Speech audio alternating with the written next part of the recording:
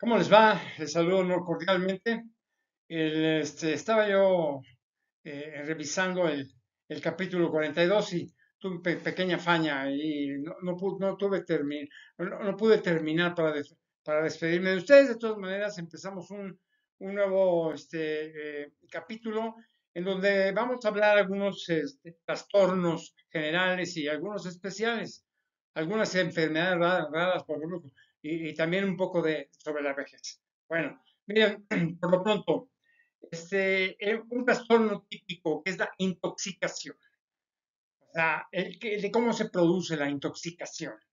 Se produce por exposición, ingestión, inyección o inhalación de una sustancia tóxica, siempre y cuando sea de composición química, ya que si el compuesto es natural, se le llamará ingesta excesiva, por ejemplo, esto como por cualquier sustancia, sea natural, química, procesada o creada también. Ok, por ejemplo, hay algunos trastornos que se llaman infecciones secundarias.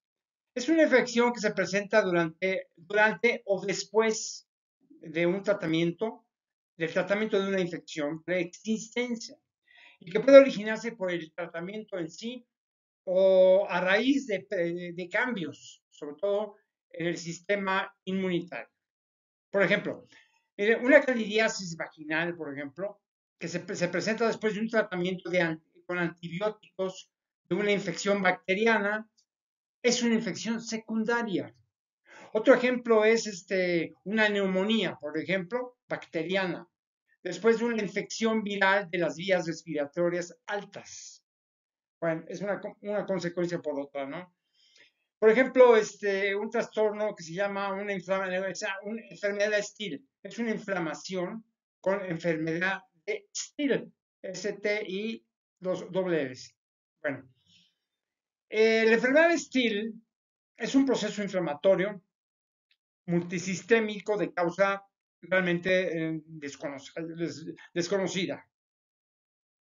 El cuadro clínico de este trastorno es, por ejemplo, una fiebre, o sea, los síntomas. La fiebre, dolor de garganta, rash macular o maculopapular, por ejemplo, artritis y mialgias también, manifestaciones cardiopulmonares, nódulos linfáticos móviles y blandos también, viéndose más afectado, por ejemplo, a nivel cervical, por ejemplo. Mire, cuando se establece un diagnóstico, van a encontrarse, por ejemplo, una fiebre, no sé, de 39 grados centígrados o más, por ejemplo, ¿no? De una duración superior a la semana, por ejemplo, que duró una semana con un fiebre, un fiebre y un dolor de garganta, ¿de acuerdo? También se presentan nódulos linfáticos móviles y blandos, viéndose más afectados, por ejemplo, a nivel cervical. De acuerdo, ok. Por ejemplo, luego se le puede presentar astralgias, por ejemplo, de una duración de 2 o más semanas. Por ejemplo, rash típico, leucocitosis, no sé, 10.000 milímetros cúbicos, incluyendo 80% de granulocitos, por ejemplo, se pueden encontrar. Luego, un nivel de ferritina elevados. Ya en un análisis, un diagnóstico total, cuando se encuentran, por ejemplo, niveles de ferritina elevados, unos criterios menores, por ejemplo, como dolor de garganta, ¿de acuerdo? Linfadenopatía o esplenomegalia, por ejemplo, también, una disfunción hepática, factor también el reumatoide negativo y ANA negativos también, ¿no? Se requieren, por ejemplo, 5 criterios, ¿okay? En total. 2 de ellos realmente mayores, con una sensibilidad y especificidad de, no sé, 92 y 80%, respectivamente. Mire, generalmente se utilizan, pues con frecuencia, por ejemplo, la aspirina, simplemente. Y otros AINES también, ¿no? Como el ibuprofeno. Para casos más graves, por supuesto, también se pueden utilizar indometacina, ¿ok? Indometacina. También a corticoides tales como la prednisona, el metotrexato, anaquina, etanercept. Bueno, el médico les va a sugerir cuáles les conviene a ustedes, porque es un tratamiento específico de un paciente que llegó con un médico, ¿de acuerdo? Miren, bueno, un trastorno que es muy común, una infección. Bueno, ¿de qué se trata una infección? Mire, el proceso por el cual ingresan gérmenes a una parte susceptible del cuerpo y se multiplican, provocando una enfermedad. La infección pues es un problema común en las personas con cáncer, por ejemplo, ¿no? Quienes se encuentran en mayor riesgo de contraerla, ya que, por ejemplo, la enfermedad subyacente, como por ejemplo la leucemia o el linfoma, por así decirlo, afecta a las defensas normales del cuerpo contra las infecciones, sobre todo. Los efectos secundarios del tratamiento interfieren, por ejemplo, con las defensas naturales del cuerpo. ¿Para qué? Pues, en contra de las infecciones, por ejemplo, también. Otro trastorno que se llama una enfermedad de Still. Ya les había comentado un poco, la enfermedad de Still. Y les voy a especificar un poco más. Es una inflamatoria multisistémica. Miren, es un proceso inflamatorio multisistémico de causa realmente desconocida. Se sucede, por ejemplo, en episodios diarios de fiebre, rash cutáneo, astralgia, artritis, mialgia, fiebre, dolor de garganta, rash macular o maculopapular, artritis, mialgias. Se pueden también presentar, por ejemplo, manifestaciones cardiopulmonares, nódulos linfáticos móviles y blandos, viéndose más afectados, por ejemplo, a nivel cervical. Mire, los detonantes posibles de todo esto es un virus o otro agente infeccioso, por ejemplo, estrés, origen genético también. Lo que se requiere aquí, básicamente en este trastorno, es controlar los síntomas de la artritis, básicamente. Aspirina, hay que utilizar posiblemente con aspirina y también, básicamente, como yo les dije en un momento, ibuprofeno. Miren, cuando esta inflamatoria multisistémica como enfermedad de Still es crónico, por ejemplo, entonces deben tomar básicamente una indometacina. Deben utilizar también corticoides, básicamente, tales como la prednisona, el metotrexato, por ejemplo, anaquina, no, ya les había comentado eso sí. La enfermedad aguda se controla también con AINES, con colchincina o corticoides intraarticulares. Ya en casos muy avanzados, se recurre, es lo que quería yo insistir en esto, se recurre a una cirugía ortopédica. Bueno, es que me piqué un poco con la enfermedad de Still. De acuerdo. Bueno, miren, hay otra cosa, un problema, un trastorno, cuando se tiene intolerancia a la lactosa. ¿De acuerdo? Una intolerancia a la lactosa. La lactosa es un tipo de azúcar que se encuentra en la leche y en otros productos lácteos. El cuerpo, por ejemplo, necesita una enzima llamada lactasa. ¿Para qué? Pues para digerir las lactosa. ¿Cuáles son los síntomas que se van a presentar?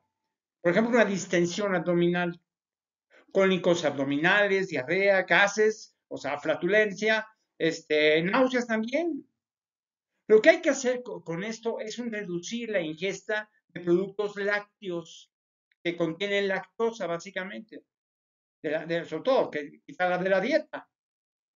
Cuando se quita eso, normalmente se alivian básicamente los síntomas, básicamente. Vamos con otro trastorno. Un trastorno que se llama cetoacidosis.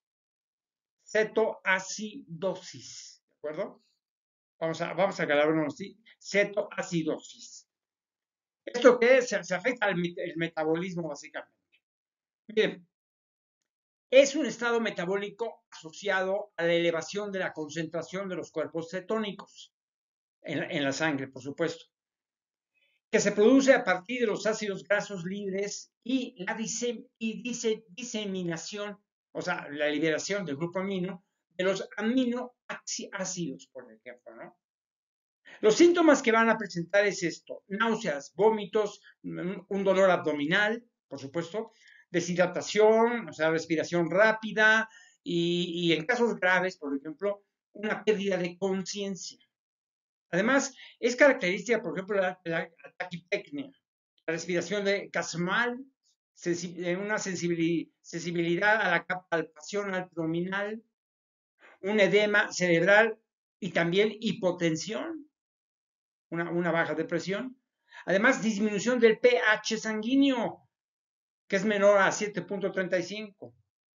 Miren, en realidad, en casos severos, este tipo de acidosis metabólica puede resultar realmente fatal. Aliento cetónico, por ejemplo, el cual es debido a la acetona, un subproducto de la descomposición espontánea del ácido acetoacético. Mire, el olor asemeja, por ejemplo, al de la fruta, en estado de descomposición, más o menos, ¿no? La cetosis también puede llegar a oler, pero su aroma es mucho más tenue debido a la menor concentración de acetona.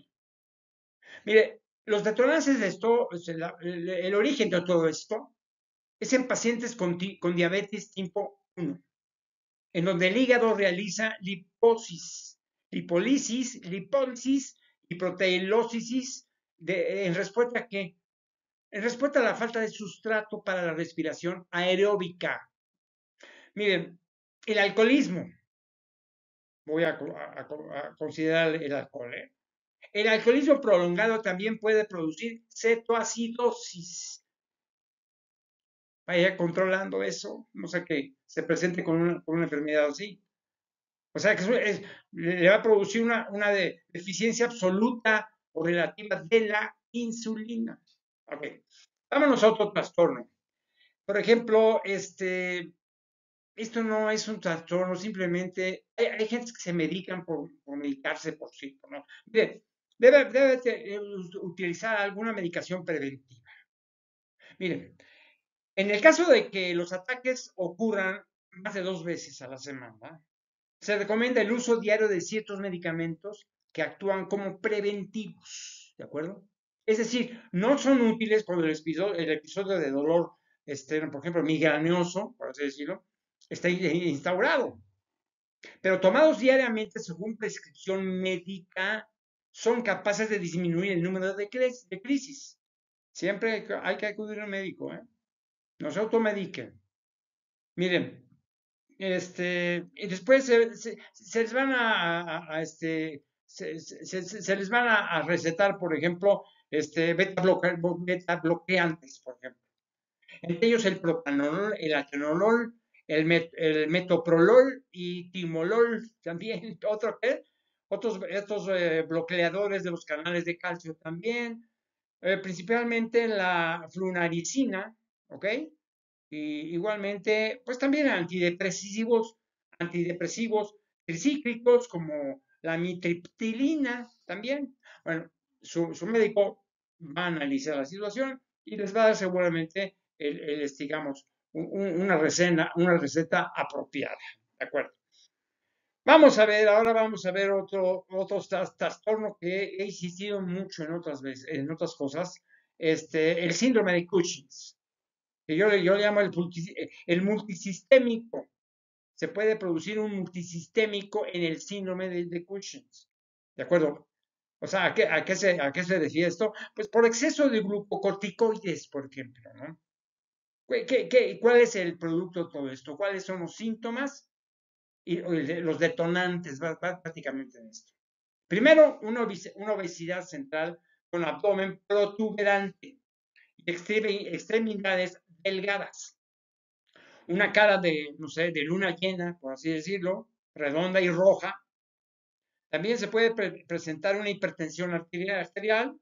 Es entre los mecanismos causantes de la hipertensión de estos pacientes está la retención de sodio que producen los corticoides, ¿de acuerdo?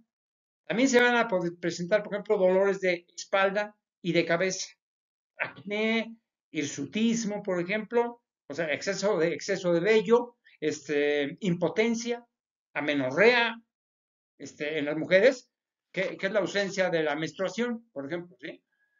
También les va a las mujeres también. No todas, algunas son específicamente para mujeres, pero otros para hombres, pero algunos son para todos, ¿eh? En este caso. Bueno, entonces, vamos a ver. Entonces, estamos en esto. Por ejemplo, otro síntoma, sed, por ejemplo. Un aumento de la micción, o sea, orinar mucho, por decirlo. Una giba de búfalo. O sea, esto es una acumulación de grasa entre los hombros, ¿de acuerdo? Luego, un aumento de peso involuntario. Después, una debilidad muscular, sobre todo, especialmente en la cintura pelviana, que dificulta, no sé qué, el poder levantarse de una silla sin ayuda. También se pueden presentar estrías rojo-vinosas, ¿de acuerdo? Hematomas frecuentes por fragilidad capilar, úlceras, diabetes, fatigabilidad fácil, una falta de líbido también, una irritabilidad, una baja autoestima, una depresión, ansiedad, inclusive hasta psicosis también. Bueno, pero vayan con el médico para que los trate apropiadamente. Yo les estoy dando una idea para que sepan si tienen algunos síntomas como esto, vayan y digan al médico, mira, así me siento, así me duele, así soy débil, qué sé yo, ¿no? Bueno, por ejemplo, hay un trastorno para una mujer, para las mujeres, que se llama fibrositis. ¿Cómo van a diagnosticar realmente la fibrositis? ¿De acuerdo? Miren, es difícil el diagnóstico, mujeres, sobre todo para mujeres de edad madura. ¿Por qué? Porque se les va a presentar síntomas como un dolor crónico en todo el aparato motor y un dolor opresor, tendones a los músculos, por ejemplo, y en las protuberancias óseas, por ejemplo, ¿no? ¿Qué otras cosas van a sentir? ¿Qué síntomas van a tener? Primero, cansancio, perturbación del sueño y rigidez, ¿de acuerdo? Un dolor y, no sé, un largo martirio de exámenes y de visitas a un hospital a otro. Es que miren, es que es fácil confundir la fibrositis, con infecciones víricas. O sea, que lo entienda el médico, que no confunda la fibrositis con infecciones víricas, o sea, a través de los virus. No sé, una encefalomielitis miálgica, por ejemplo, y también el síndrome de dolor miofacial. ¿De qué? Pues que se expresa generalmente, no sé, en dolor en la pelvis y en los órganos, o sea, que no se confundas. Mire, cuando ya he determinado muy bien el trastorno, el tratamiento básicamente será, por ejemplo, modificar el estilo de vida, número uno, ¿eh? No son eficaces, por ejemplo, e incluso son contradictorios. Los corticoides alivian la amitriptilina, ¿de acuerdo? O la ciclobenzapina, eso sí son convenientes. La benzodiazepina altera, por ejemplo, el sueño, la dieta, el aumento de magnesio, por ejemplo, ¿no? Lo que hay que lograr es eliminar los conservantes como, por ejemplo, sulfitos. Hay que evitarlos también. O sea, de tener una dieta hipoalérgica, una dieta vegana, si es caso, si es posible. Además debe hacer también, o sea, ejercicio físico progresivo y continuo. Un floating, por ejemplo, ¿no? Contigo, bueno, contigo. Otro trastorno es, por ejemplo, cuando el potasio es afectado. ¿A través de qué? La hiperpotasemia o la hipercalemia. Ya les comenté en algún momento algo del problema con el potasio. Bueno, vamos a decir, el ion positivo, claro, más abundante en el cuerpo humano, su mayor parte se halla en el compartimiento intracelular. ¿Por qué? Porque representa importantes papeles en el organismo, siendo fundamental para la propagación de los impulsos nerviosos a través de la acción de las potenciales. O sea, las potenciales, que va a ser muy importante, ¿no? Un trastorno hidroelectrónico que se define como qué, pues como un nivel elevado de potasio, un potasio plasmático, o sea, por encima de 5.5 miligramos. Y los signos de alarma en todo esto, básicamente, o sea, una bandera roja cuando se presenta, que indican la necesidad de un tratamiento inmediato, que son los siguientes. Primero, electrocardiograma, número uno. Unas ondas T altas y picudas, si se encuentran ahí, es una muestra te indica uno que hay problema. Un electrocardiograma, por ejemplo, también ausencia de ondas P u ondas P aplanadas, por ejemplo, ¿no? Bueno, es cosa para el cardiólogo, pero no. Otra cosa que puede también, como síntoma, una hiperpotasemia, ¿de acuerdo? Leve, sintomática. Esto quiere decir, no sé, palpitaciones, parálisis flácida, debilidad muscular inclusive. Se puede tener inclusive malestar general, palpitaciones y debilidad muscular. El resto de posibles síntomas depende de la etiología de base de la hipercalemia. ¿Cuáles son los detonantes, los causantes de todo esto? El aumento de potasio circulante puede originarse por causas exógenas. ¿Cómo que exógenas? Explíqueme, por favor. Voy a hacer lo más claro posible para ustedes. Causas exógenas. ¿Cómo qué? Como el aporte suplementario de potasio o la transfusión de sangre. Mire, o sea, la hemolisis libera, por ejemplo, potasio. También hay causas, por ejemplo, endógenas, como el trauma, la rabdomiolisis, la hemólisis, no sé, las quemaduras también, y el síndrome de lisis tumoral. Por ejemplo, miren, la hiperpotasemia también puede estar precipitada por el consumo de alimentos ricos en potasio, como que, pues, como los plátanos, las bananas o el chocolate, por ejemplo. ¿Cuál es el diagnóstico que debe realizar el médico? El médico que ustedes acuden y que tiene confianza plena y además que es honrado y es su cuate, ¿no? Ok. En el diagnóstico que tiene que hacer su médico, es importante identificar la causa de la hiperpotasemia para poder corregirla definitivamente. Sin embargo, si la hiperpotasemia es grave, esta identificación quedará para más tarde. ¿Por qué? Porque es esencial examinar sobre todo la función renal y determinar la glucemia por una causa potencial de hiperpotasemia, es la acetoacidosis diabética. Es lo muy importante. Miren, el hemograma completo permite, por ejemplo, descartar la hemólisis y la pseudo hiperpotasemia, ¿de acuerdo? Se pueden utilizar, por ejemplo, los botiquines de hiperpotasemia que contienen los fármacos necesarios para el tratamiento. Con una ampolla de glutanato de CA de 10%, una glucosa del 50%, en Miges, por ejemplo, una glucosa al 50%, no sé, en ampolletas, sulbatamol, de 0.5 miligramos. Una suspensión para inhalar, jeringas con insulina, eso es muy importante, ¿no? Miren, variando desde, no sé, desde medidas de soporte hasta la acción rápida de estabilizadores de la membrana, buscando además la causa subyacente de la hipercalemia.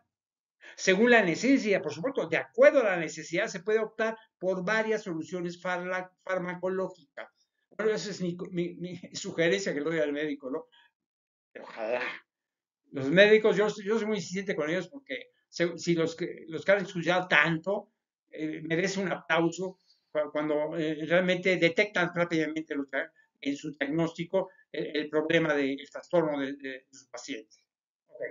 Este, hay otro trastorno, cuando hay complicaciones, por ejemplo, con la toroxicosis.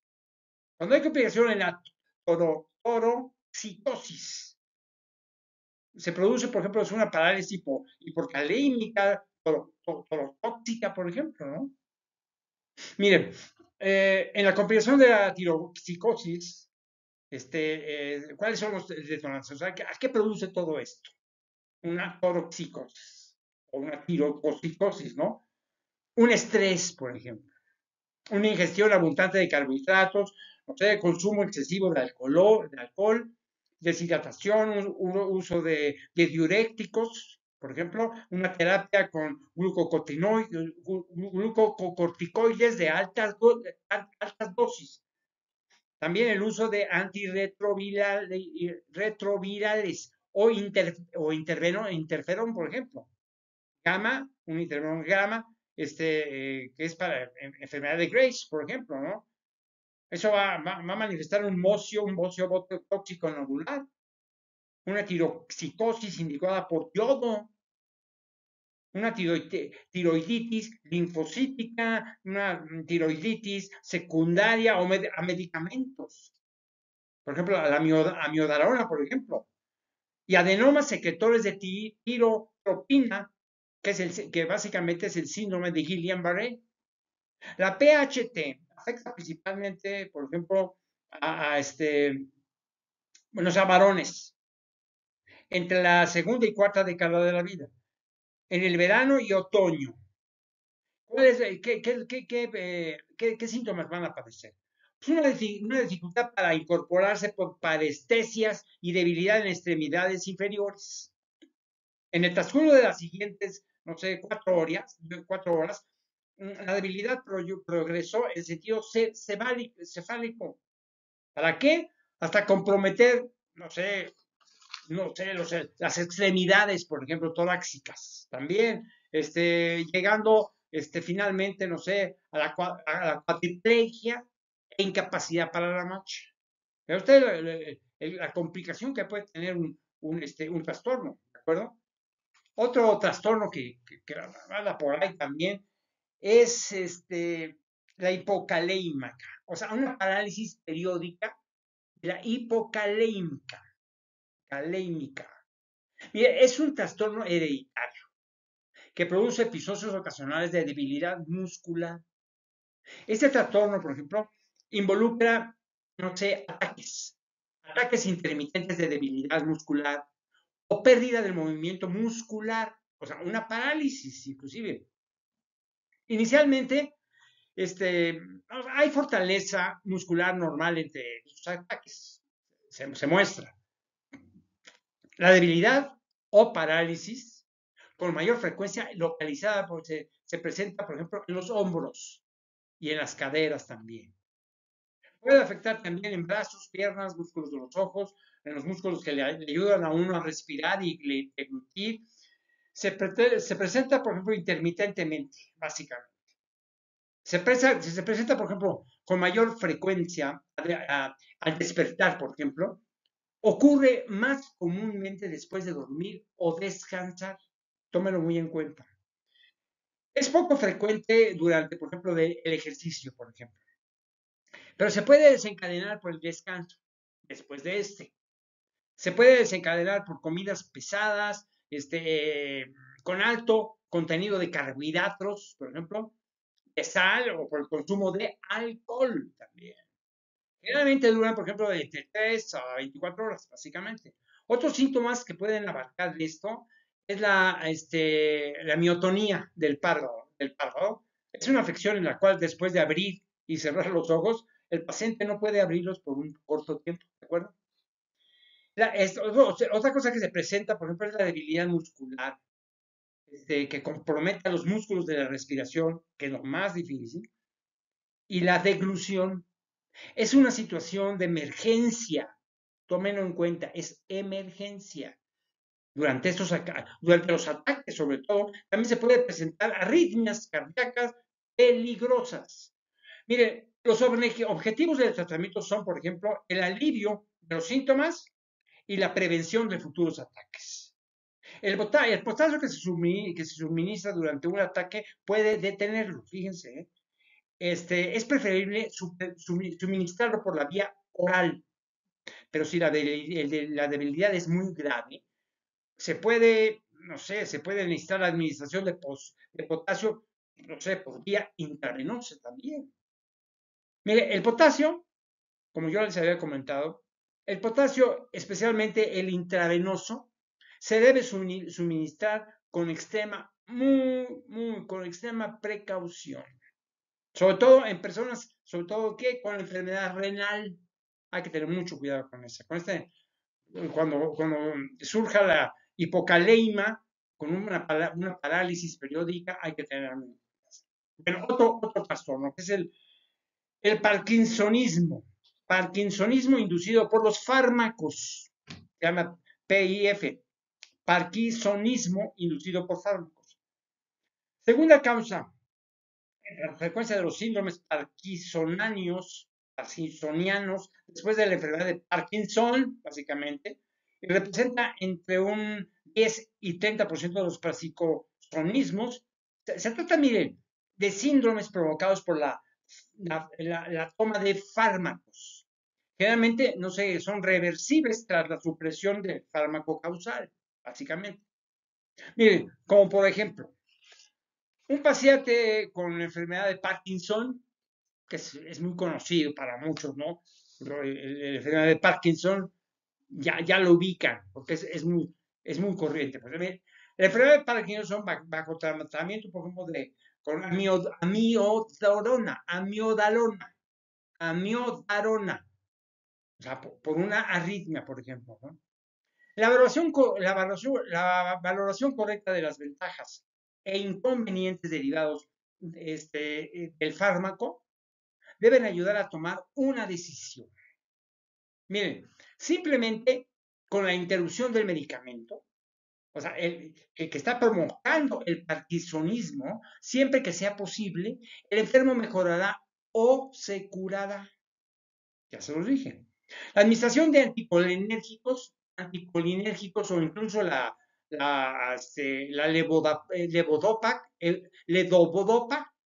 levodopa, sí, asociado a un inhibidor de la dopa descarboxilasa, o sea, la carbidopa o benseracida, por ejemplo, benseracida. ¿Qué pasa con eso?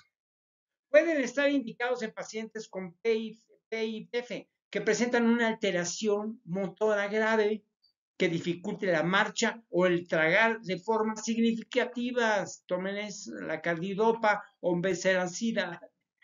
Vivos en eso, ¿no? Ok. El parkinsonismo o el síndrome parkinsoniano es un trastorno. Tengo que repetirlo y reintentar con esto. El parkinsonismo o síndrome parkinsoniano es un trastorno del sistema extrapiramidal, razón por la cual es conveniente antes de encarar la clínica y tratamiento del mismo, hacer un breve repaso anatómico y funcional a los doctores, a los que están estudiando medicina, un repaso anatómico y funcional. Mire, el sistema extrapiramidal es un conjunto, por ejemplo, de vías y centros nerviosos, ubicado por fuera e independientemente del sistema piramidal o corticoespinal, que interviene en la regulación de la motilidad involuntaria. Mire, los centros más importantes están ubicados, por ejemplo, en el encéfalo, y su aparato efector corresponde al asta anterior medular, El mismo que ejecuta, por supuesto, los impulsos que evita el sistema piramidal. Esta es una clase de medicina, por favor. Es decir, por ejemplo, que las motoneuronas medulares emiten estímulos para la musculatura estriada, ¿de acuerdo? Para dos tipos de contracciones musculares. O sea, las voluntarias, o sea, es un sistema piramidal, y las involuntarias, que es un sistema extrapiramidal. Que, bueno, ¿cuáles son los síntomas de su paciente cuando traiga el parkinsonismo, no? Un temblor, una rigidez muscular, por ejemplo, alteraciones de los movimientos activos, bradiquinesia, ¿de acuerdo? Hipoquinesia, aquinesia. Otra cosa, unas alteraciones posturales, alteraciones y vegetativas, trastornos mentales también, inclusive. ¿A qué se debe esto? Pues no sé. Mire, por ejemplo, hay que usar algunas drogas en un momento dado, que puedan servir para este problema. Algunas drogas como neuropilépticos, por ejemplo, ¿no? La butirofenonas, el grupo de la fenoticina, bezepina también. Se puede utilizar bloqueantes de calcio, como la sinaricina y derivados también. Otra, el alfa-metil dopa también. Alfa-metil dopa, no sé, por ejemplo, si esto procede a través de infecciones, entonces hay que utilizar encefalitis, o sea, infecciones que vienen, por ejemplo, no sé, de una encefalitis virales, por ejemplo, ¿no? O también se puede proceder, o puede haber detonado, por ejemplo, traumatismos, por ejemplo. ¿Cómo?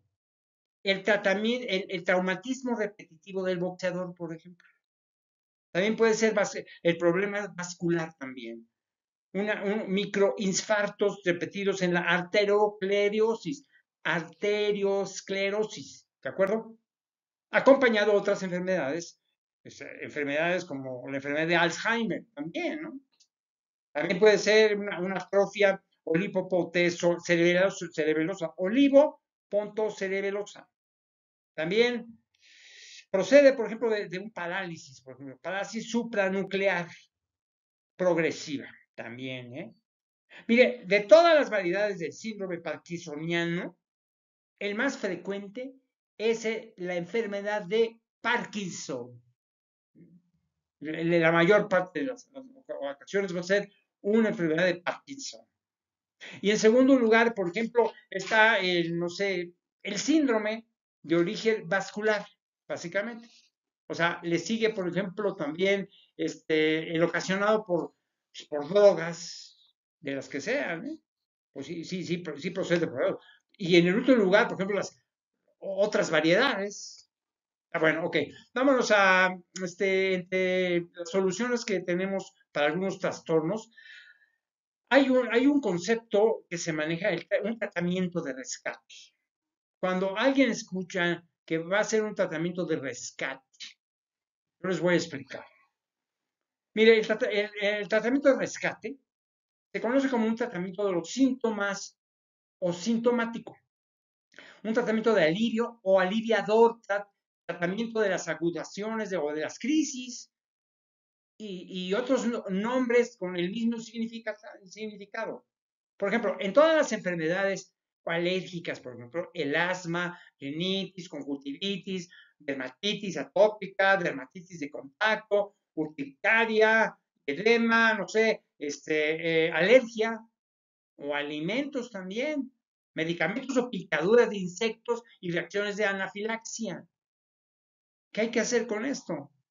Mire, los medicamentos que se ponen solo en la zona afectada son inhaladores para los síntomas de asma, por ejemplo, sprays para la nariz, gotas para los ojos, inclusive cremas para las lesiones de piel. Miren, estos medicamentos llegan directamente a la zona que tiene los síntomas.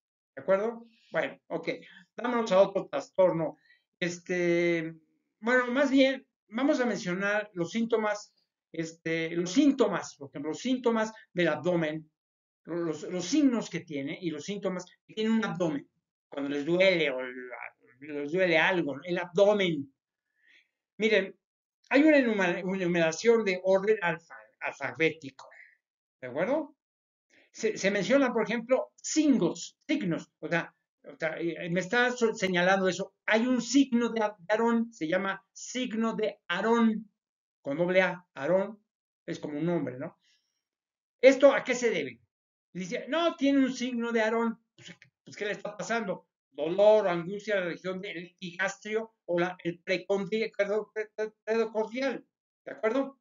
Al presionar un punto de McBurney, otro signo, un signo de Basler.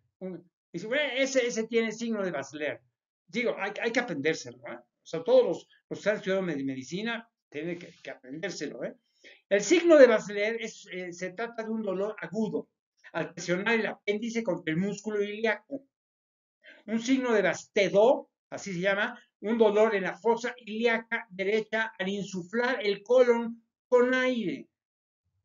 Otro signo es una significación, es un detonante, el signo. El signo de Bloomberg, o sea, de Owen, ¿de qué se trata? Un dolor al descomprimir bruscamente la región fecal. Otro signo, por ejemplo, el signo de Brittain, así se le llama, es una retracción del testículo derecho al palpar el cuadrante inferior derecho del abdomen. Otro signo, otra advertencia, el signo de rigidez, signo de Brown, por ejemplo, sí, el de Brown, o sea, de gravitación, por ejemplo. ¿Esto qué quiere decir? El agravamiento, ya sea una extensión, dolor o rigidez del área dolorosa después de 15 o 30 minutos, sobre todo si está acostado sobre el lado sano, por supuesto, ¿no? Ok. A ver, ya les comenté algo de los signos y síntomas del abdomen. Miren, hay una terminología fundamental. Cuando les diga, tiene una sepsis. ¿Qué es la sepsis? Sepsis es la respuesta sistemática del huésped a la infección que tiene una finalidad eminentemente defensiva.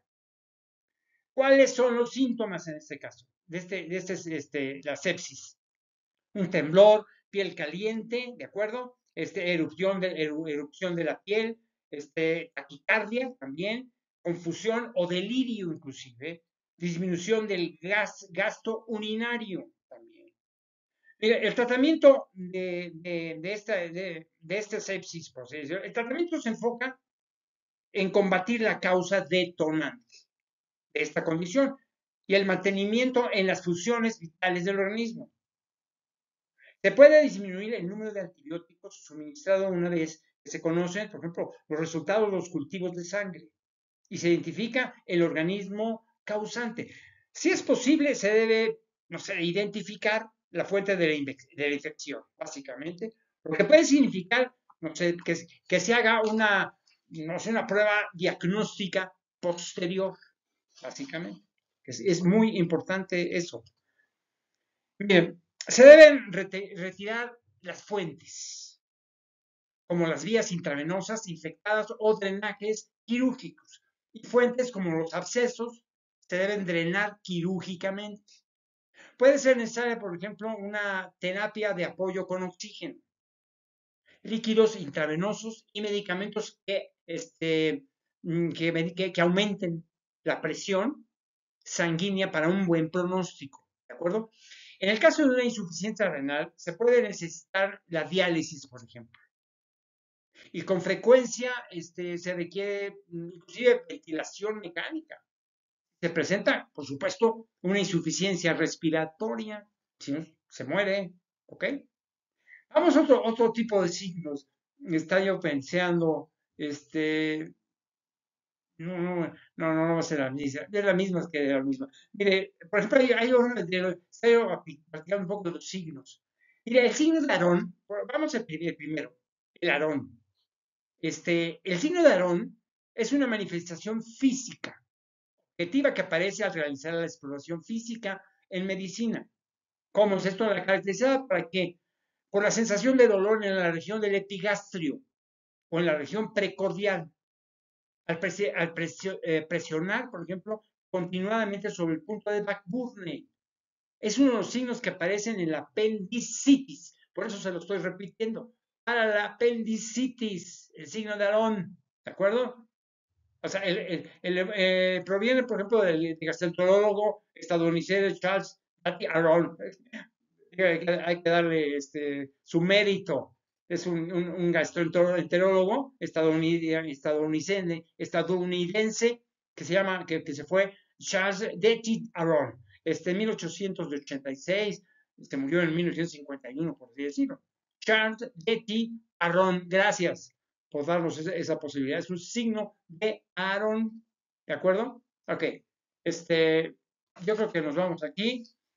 Ay, Nadia, es que también no los quiero aburrir también a ustedes, ¿no? O sea, este es médico. Son signos que les puede ayudar a cualquier paciente que no sepa medicina.